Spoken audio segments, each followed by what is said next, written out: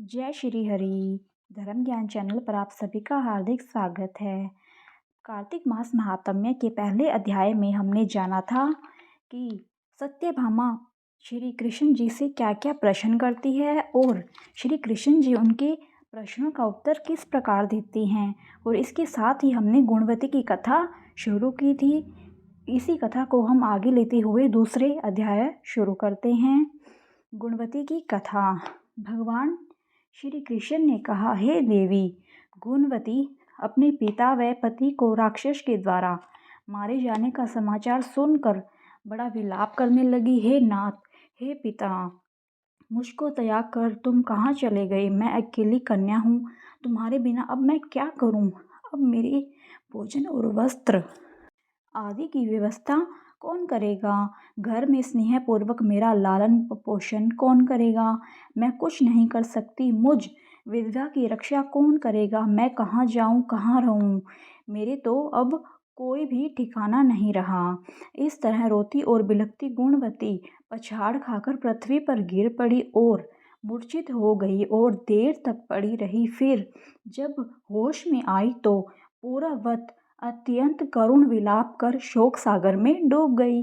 जब कुछ संभली तो उसे ध्यान आया कि मेरे पिता तथा पति की मृत्यु के पश्चात उनकी क्रिया करनी चाहिए जिससे उनकी गति हो सके। अंत उसने अपने घर की सारी वस्तुएं बेच दी।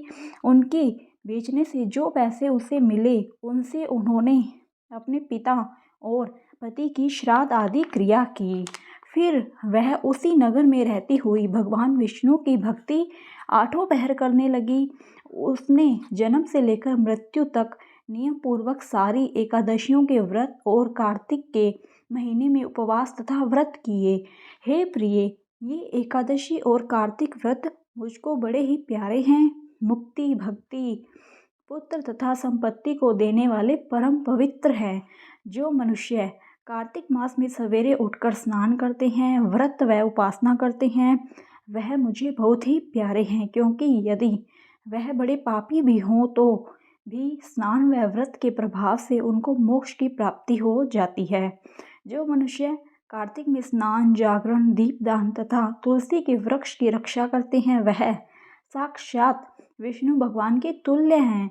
जो मनुष्य कार्तिक मास में मंदिर में झाड़ू लगाते हैं और स्वास्तिक बनाते हैं और विष्णु पूजा करते हैं, वह जीवन मुक्त हो जाते हैं। यह सुनकर गुणवती भी प्रतिवर्ष मन लगाकर कार्तिक का व्रत और भगवान विष्णु का पूजन करने लगी। हे प्रिय, एक बार वह ज्वरग्रस्त थी और दुबली हो गई थी। फिर भी किसी न किसी प्रकार गंगा स्नान के लिए चली गई। गंगा तक पहुँची भी, किंतु शीत के मारे वह बुरी तरह से कांप रही थी। वह एकदम शिथिल हो गई। तब वह मेरे दूतों के द्वारा मेरे धाम में आई। उसके पश्चात ब्रह्मा आदि देवताओं की प्रार्थना पर जब मैंने कृष्ण अवतार लिया, उस समय मेरे गण भी मेरे साथ आए। वह सब इस पृथ्वी पर यादव बने हैं। तुम्हारे पिता जो कि पूर्व जन्म में देव शर्मा थे, इस समय स्त्राजित थे। पूर्व जन्म में चंद्र शर्मा जो तुम्हारा पति था वह आकू है। और हे भामिनी, तू ही वह गुणवती है। यह कार्तिक व्रत का ही प्रताप है जिससे कि तू मेरी अर्धांगिनी बनी है। पूर्व जन्म में तुमने मेरे मंदिर के द्वारे पर तुलसी का पौधा लगाया था। वह इस समय तेरे महल के आंगन में कल्प वृक्ष के रूप में खड़ा है। तुमने जो उस जन्म में दीपदान किया था उसके कारण तुम्हारी देह सुंदर है, तुम्हारे शरीर में शोभा है और घर में साक्षात लक्ष्मी निवास करती है।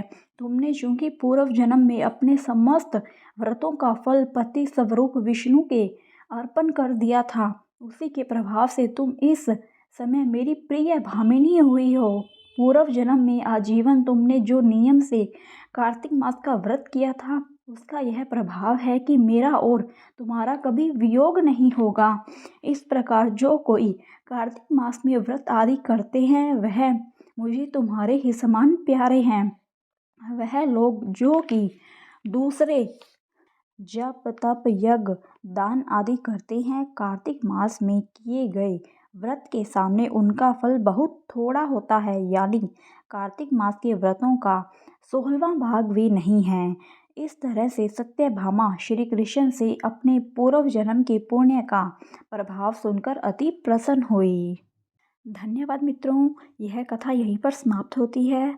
अगर आपको यह वीडियो पसंद आई है तो मेरी वीडियो को लाइक करें, शेयर करें और मेरे चैनल को सब्सक्राइब करना ना भूलें। और आगे की वीडियो में भी इसी प्रकार कार्तिक मास महात्म्य की कथाएं आती रहेगी। आप सभी से निवेदन है कि प्रतिदिन मेरी कथाओं को सुनिए। धन्यवाद। जय श्री हरि।